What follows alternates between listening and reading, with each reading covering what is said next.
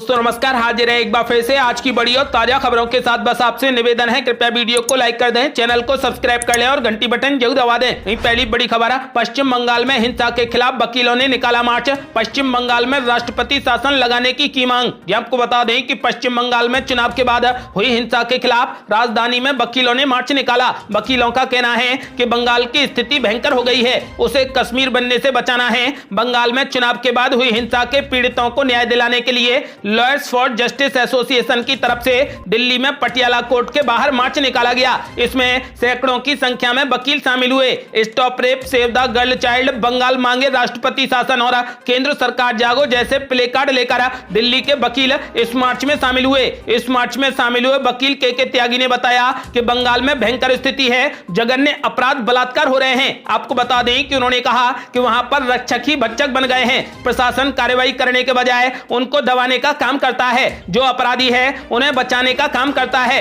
इसी वजह से 15,000 लोग बंगाल को छोड़कर चले गए। 300 से ज्यादा हत्याएं हो गईं, 65 रेप की घटना, 11 केस सीबीआई को हाईकोर्ट ने दिए हैं। इसलिए वकीलों ने यह शांतिपूर्ण कैंडल मार्च निकाला है। आपको बता दें कि वकीलों ने पश्चिम बंगाल में राष्ट्रपति शासन लगाए जाने की मांग की है।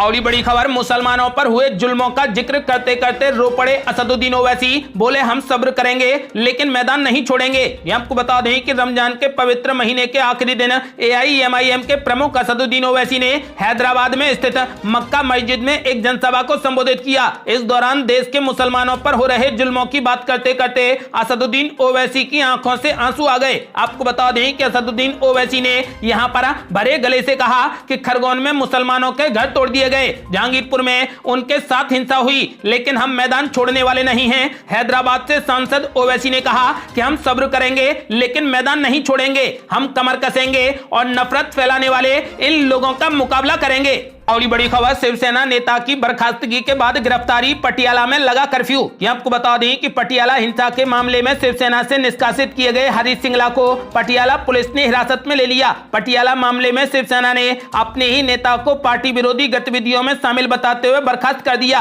पंजाब के पटियाला में शुक्रवार को एक खालिस्तान विरोधी मार्च को लेकर दो समूहों के बीच में हुए पथराव में 2 लोग घायल हो गए। स्थिति को नियंत्रण में करने के लिए पुलिस को हवा में गोलियां चलानी पड़ गई। ये झड़प काली माता मंदिर के बाहर उस समय हुई जब शिवसेना बाल ठाकरे नाम के एक संगठन के सदस्यों ने खालिस्तान मुर्दाबाद मार्च निकालना शुरू किया। आपको बता दें कि फिलहाल पटियाला में स्थिति को नियंत्रण में करने के लिए कर्फ्यू लगा दिया गया है। और बड़ी खबर, महबूबा मुफ्ती ने मोदी सरकार पर बोला बड़ा हमला, कहा धर्म के नाम पर इस्तेमाल हो रहे बुलडोजर, देश में हिंदू मुस्लिम का खेला जा रहा बड़ा खेल। आपको बता दें कि जम्मू कश्मीर की पूर्व मुख्यमंत्री महबूबा मुफ्ती ने केंद्र की मोदी सरकार और बीजेपी को देश में हो रही हिंसात्मक घटनाओं के लिए जिम्मेदार ठहराया है। लाउड स्पीकर विवाद पर पीडीपी प्रमुख महबूबा मुफ्ती ने कहा कि अचानक से लाउड स्पीकर का मामला आया है, इससे पहले हिजाब का मामला आया था, आगे हलाल का मामला आएगा। ये सब समाज को बांटने की साजिश चल रही है। उन्होंने आरोप लगाते हुए कहा कि नौकरी, बेरोजगारी, बिजली के लिए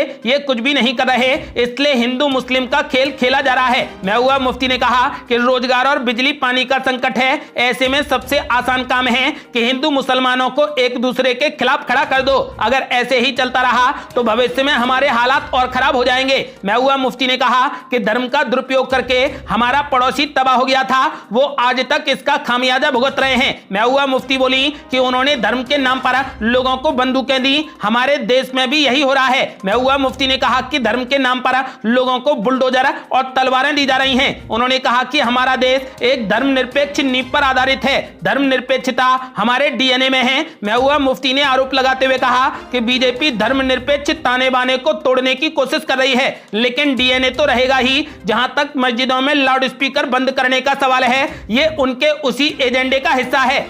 और बड़ी खबर, जेपी नड्डा का बड़ा ऐलान, बोले इंडियन नेशनल कांग्रेस में ना इंडियन बचा ना ही नेशनल, सिर्फ भाई बहन की पार्टी बच गई है। ये आपको बता दें कि बीजेपी अध्यक्ष जेपी नड्डा ने गुजरात के अहमदाबाद में बीजेपी कार्यकर्ताओं को संबोधित करते हुए कहा कि कांग्रेस अब राष्ट्रीय पार्टी नहीं बल्कि भाई बहन की पार्टी बनकर रह गई है। गुजरात में होने वाले विधानसभा चुनाव को लेकर पार्टी के चुनावी कैंपेन में शामिल होने पहुंचे जेपी नड्डा ने कहा कि देश में सिर्फ बीजेपी ही एक ऐसी पार्टी बची है जिसे राष्ट्रीय पार्टी कहा जा सकता है। कार्यक्रम में बोलते हुए जेपी नड्डा ने लगभग सभी राजनीतिक पार्टियों का जिक्र किया। सबसे पहले उन्होंने कांग्रेस पार्टी से शुरुआत की। जेपी नड्डा ने कांग्रेस पर तंज कसते हुए कहा कि कांग्रेस अब राष्ट्रीय पार्टी नहीं रह गई है। कांग्रेस आज महज 2 राज्यों में सिमट कर रह गई है, यहां भी बदलाव होगा। इंडियन नेशनल कांग्रेस अब न इंडियन रह गई है न ही नेशनल, वो सिर्फ भाई बहन की पार्टी बनकर रह गई है। आज कांग्रेस की क्या हालत है आप खुद देख लीजिए। इसके बाद जेपी नड्डा ने दूसरी राजनीतिक पार्टियों का नाम लिया।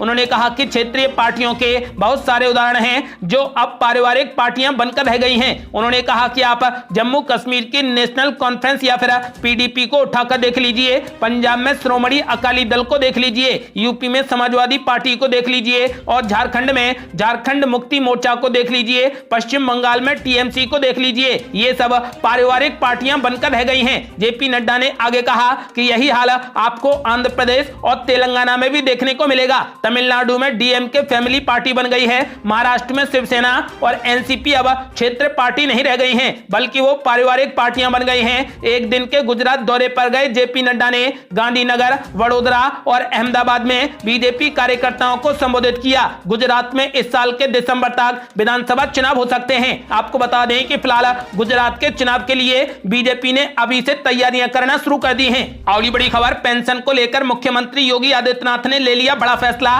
रिटायरमेंट के 3 दिन के अंदर ही खाते में आ जाएंगे पैसे। आपको बता दें कि यूपी के पेंशन धारकों को लेकर यूपी सरकार ने बड़ा फैसला ले लिया है। यूपी सरकार सेवानिवृत्त होने वाले कर्मचारियों को ई पेंशन सेवा के जरिए 1 मई को अहम तोहफा देगी, जिसके तहत पेंशन के हकदार किसी भी कर्मचारी को सेवानिवृत्त होने के 3 दिन के भीतर पेंशन की राशि उसके बैंक खाते में जमा हो जाएगी। जानकारी के मुताबिक मुख्यमंत्री योगी आदित्यनाथ आगामी 1 मई को ई पेंशन पोर्टल की शुरुआत करेंगे। लखनऊ स्थित उत्तर प्रदेश सरकार के सचिवालय लोक भवन में वीडियो कॉन्फ्रेंसिंग के माध्यम से आयोजित होने वाले इस कार्यक्रम में सभी मंडल आयुक्तों एवं जिलाधिकारियों को उनके जिले में सेवानिवृत्त होने वाले कम से कम 100 कर्मचारियों के साथ उपस्थित रहने को कहा गया है। सरकार का दावा है कि इस सेवा के शुरू होने से रिटायर होने वाले कर्मचारियों को पेंशन पाने की दिक्कत नहीं होगी। यूपी सरकार ने सेवानिवृत्त हो रहे कर्मचारियों को ई पेंशन सेवा के माध्यम से पेंशन संबंधी समस्याओं से मुक्ति मिल सकेगी। आपको बता दें कि फिलहाल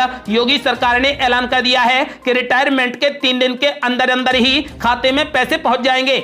और बड़ी खबर, प्रशांत किशोर के साथ न आने से गुजरात में कांग्रेस को लगेगा जोर का झटका, बढ़ गई चुनौतियां। आपको बता दें कि चुनावी रणनीतिकार प्रशांत किशोर ने कांग्रेस में शामिल होने के प्रस्ताव को ठुकरा दिया। इसके लिए उन्होंने इस पुरानी पार्टी में परिवर्तनकारी सुधारों की आवश्यकता का हवाला दिया। राजनीतिक विश्लेषकों का कहना है कि इससे आगामी गुजरात विधानसभा और 2024 के आम चुनाव को लेकर कांग्रेस के मंसूबों को बड़ा झटका लग सकता है। एक सूत्र ने कहा कि कांग्रेस की तैयारियों को झटका लगा है। हाल ही में 5 राज्यों में हुए विधानसभा चुनावों में करारी हार के बाद कांग्रेस को प्रशांत किशोर की रणनीति में एक उम्मीद दिख रही थी। आपको बता दें कि कांग्रेस के नेता किशोर के पार्टी में शामिल होने से इनकार करने को ज्यादा महत्व नहीं दे सकते हैं, खासकर पार्टी के स्पेशल एक्शन ग्रुप में उनकी भूमिका को देखते हुए, जिसे 2024 के लोकसभा चुनावों के लिए तैयार किया गया है। कांग्रेस 2024 में होने वाले आम चुनावों में प्रधानमंत्री नरेंद्र मोदी के नेतृत्व वाली सरकार को सत्ता से बाहर करने के लिए एक नई रणनीति तैयार कर रही है। सूत्रों ने कहा कि 13 मई से 15 मई तक होने वाले उदयपुर नवसंकल्प शिविर में पार्टी के भविष्य का रास्ता साफ हो जाएगा। और ये बड़ी खबर, छत्तीसगढ़ में नया चेहरा, मध्य प्रदेश में बदलेंगे मंत्री, भाजपा ने बनाया प्लान 2023। आपको बता दें कि भारतीय जनता पार्टी ने मध्य प्रदेश और छत्तीसगढ़ में 2023 में होने वाले विधानसभा चुनाव की तैयारियों का आगाज कर दिया है। पार्टी ने मुख्यमंत्री शिवराज सिंह चौहान और पूर्व मुख्यमंत्री रमन सिंह समेत दोनों राज्यों के बड़े नेताओं के साथ बैठक की। संभावनाएं जताई जा रही है कि भाजपा एमपी में कुछ मंत्रियों को बदल सकती है। यहाँ पार्टी 50% से ज्यादा वोट हासिल कर बहुमत से सत्ता बनाए रखने की कोशिश में है। वहीं पड़ोसी राज्य में नए चेहरे के साथ चुनाव में उतरने के आसार हैं। जानकार बताते हैं कि एमपी को लेकर हुई बैठक में मंत्रिमंडल में बड़े फेरबदल को लेकर चर्चाएं की गई हैं। साथ ही परिषदों और बोर्ड्स की नियुक्ति का मुद्दा भी चर्चा में शामिल रहा। अटकलें हैं कि केंद्रीय नेतृत्व सत्ता विरोधी लहर के चलते राज्य सरकार के कुछ चेहरों को बदलने पर विचार कर रहा है। और बड़ी खबर, कोयला संकट को लेकर राहुल गांधी ने मोदी सरकार पर बोला जोरदार हमला, कहा बुलडोजर को छोड़कर बिजली पर ध्यान देना चाहिए। ये आपको बता दें कि देश में चल रहे कोयला संकट के बीच कांग्रेस नेता राहुल गांधी ने बीजेपी सरकार पर तंज कसा है। राहुल गांधी ने कहा कि बीजेपी को नफरत का बुलडोजर रोककर देश के पावर प्लांट चलाने पर विचार करना चाहिए। राहुल गांधी ने फेसबुक पोस्ट के जरिए बीजेपी और प्रधानमंत्री नरेंद्र मोदी पर सवाल उठाते हुए कहा कि क्या देश के प्रधानमंत्री को देश और उसमें रहने वाले लोगों की चिंता है। राहुल गांधी ने आगे कहा कि बिजली संकट में देश में तबाही मचा रखी है। राहुल गांधी ने कहा कि मैंने 20 अप्रैल को ही मोदी सरकार से कहा था कि उन्हें देश में नफरत का बुलडोजर छोड़कर पावर प्लांट शुरू करना चाहिए। आज देश में कोयले और बिजली की कमी की वजह से तबाही का माहौल पैदा हो गया है। मैं दोबारा ये बात कह रहा हूं कि बिजली और कोयले की किल्लत की वजह से छोटे उद्योग नष्ट हो जाएंगे। इससे और ज्यादा बेरोजगारी बढ़ेगी। छोटे बच्चे इस चिलचिलाती गर्मी को बर्दाश्त नहीं कर पा रहे। अस्पतालों में भर्ती मरीजों की जिंदगी दांव पर है। रेल और मेट्रो को रोकने से भारी वित्तीय नुकसान होगा। राहुल गांधी ने कहा कि प्रधानमंत्री जी,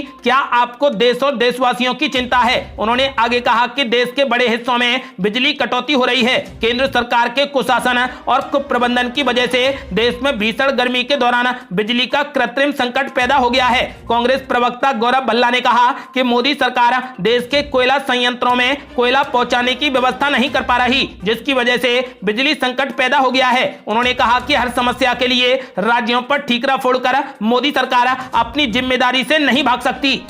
और ये बड़ी खबर, अब ग्रामीणों को सफर में नहीं होगी परेशानी। गांव के लिए 2000 बसें अनुबंधित करेगी यूपी सरकार। ये आपको बता दें कि यूपी के परिवहन राज्य मंत्री दयाशंकर सिंह ने ग्रामीण इलाकों में बेहतर सेवा देने के लिए और 2000 बसों को अनुबंधित करने के निर्देश दिए हैं। शुक्रवार को उन्होंने विशेष ग्रामीण अनुबंधन योजना को मंजूरी दे दी है। मंत्री ने परिवहन अधिकारियों को सीएनजी चालित साधारण अनुबंधन योजना व डीजल चालित साधारण अनुबंधन योजना 2022 के तहत बसों का अनुबंध कराने के निर्देश दिए हैं। यह योजना युवाओं को उद्यमिता का अवसर प्रदान करने तथा असेवित गांवों को परिवहन सुविधा से जोड़े जाने के उद्देश्य से योजना बनाई गई है। सरकार की मंशा है कि जनता को किसी प्रकार की परिवहन संबंधी कठिनाइयों का सामना न करना पड़े। और बड़ी खबर, दिल्ली में गर्मी ने तोड़े सारे रिकॉर्ड। 72 सालों में दूसरा सबसे गर्म महीना रहा अप्रैल। ये आपको बता दें कि दिल्ली समेत भारत के उत्तर और पश्चिमी राज्यों में भीषण गर्मी और लू का कहर जारी है। खासकर कोयला संकट के बाद बिजली कटौती के चलते हालात और बेकाबू हो गए हैं। राजधानी दिल्ली में भीषण गर्मी और लू का 72 सालों का रिकॉर्ड टूट गया है। मौसम विभाग के अनुसार दिल्ली में 72 सालों में अप्रैल दूसरे सबसे गर्म महीने के रूप में दर्ज किया गया है। यही हाल यूपी, उत्तराखंड, राजस्थान और मध्य प्रदेश समेत उत्तर पश्चिमी राज्यों का है। आपको बता दें कि मई का महीना शुरू होने में वक्त है, लेकिन इससे पहले ही देश के कई राज्य भीषण गर्मी और लू के कहर का सामना कर रहे हैं। राजधानी दिल्ली में तो अप्रैल महीने की गर्मी ने 72 साल का रिकॉर्ड तोड़ दिया है। मौसम विभाग के मुताबिक साल 1950 के बाद यह दूसरा मौका है जब दिल्ली में अप्रैल माह में इतनी गर्मी पड़ी हो। इससे पहले अप्रैल 2010 में इतनी गर्मी हुई थी। अप्रैल महीने में दिल्ली का औसत अधिकतम तापमान 40.2 डिग्री सेल्सियस रहा। आपको बता दें कि मौसम अधिकारियों का कहना है कि भीषण गर्मी के कारण दिल्ली समेत उत्तर पश्चिम राज्यों में लू का येलो अलर्ट जारी कर दिया गया है। और बड़ी खबर, क्या मोदी शासन में डरे हुए हैं मुसलमान। मुख्तार अब्बास नकवी ने किया बड़ा खुलासा। आपको बता दें कि केंद्रीय मंत्री मुख्तार अब्बास नकवी ने आज तक के साथ बातचीत की। उन्होंने बीजेपी सरकार के शासन वाले राज्यों में लग रहे धार्मिक भेदभाव के आरोपों पर जवाब दिया। उन्होंने कहा कि इस देश में वो लोग डरे हैं जो इस बात को लेकर विचलित हैं कि देश में शांति और सुरक्षा का माहौल है। जो लोग भी इस तरीके के माहौल से डरे हुए हैं वही पुलिस की कार्रवाई से डरे हुए हैं। बता दें कि मुख्तार अब्बास नकवी मोदी सरकार में अल्पसंख्यक मामले के मंत्री हैं। उन्होंने कहा कि देश में आतंक का माहौल कंट्रोल हुआ है, इसलिए कुछ लोग अनकंट्रोल हो गए हैं। और बड़ी खबर, गिरिराज सिंह ने कांग्रेस पर बोला जोरदार हमला। कहा वोट बैंक के लिए मुगलों से ज्यादा जुल्म कर रही कांग्रेस। ये आपको बता दें कि राजस्थान के अलवर में मंदिर से लेकर यूपी में लाउड स्पीकर हटाने तक देश में धर्म युद्ध जारी है। ऐसे में केंद्रीय मंत्री गिरिराज सिंह ने आज तक से खास बातचीत की। अलवर में कांग्रेस द्वारा गिराए जाने वाले मंदिर पर केंद्रीय मंत्री गिरिराज सिंह ने सवाल उठाए हैं। उन्होंने कहा कि कांग्रेस मुसलमानों को खुश करना चाहती है। आगे वे बोले कि हिंदुओं के सनातन धर्म को खत्म करने की साजिश साजिश रची जा रही है। साथ ही उन्होंने कहा कि हिंदुओं के देवी देवताओं को यहाँ नहीं पूजा जाएगा तो कहां पूजा जाएगा। कांग्रेस पर गंभीर आरोप लगाते हुए गिरिराज सिंह ने कहा कि कांग्रेस सिर्फ वोट की खातिर जनता पर अंग्रेजों और मुगलों से ज्यादा जुल्म कर रही है।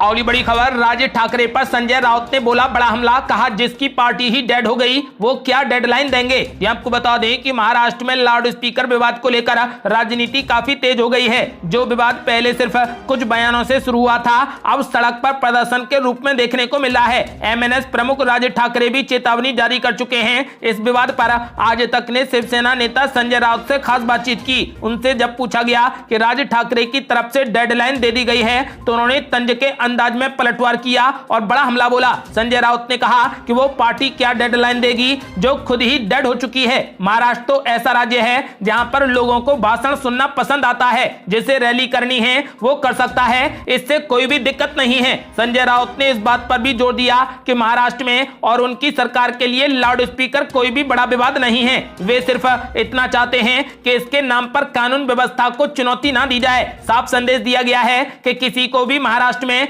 कानून हाथ में लेने का मौका नहीं दिया जाएगा।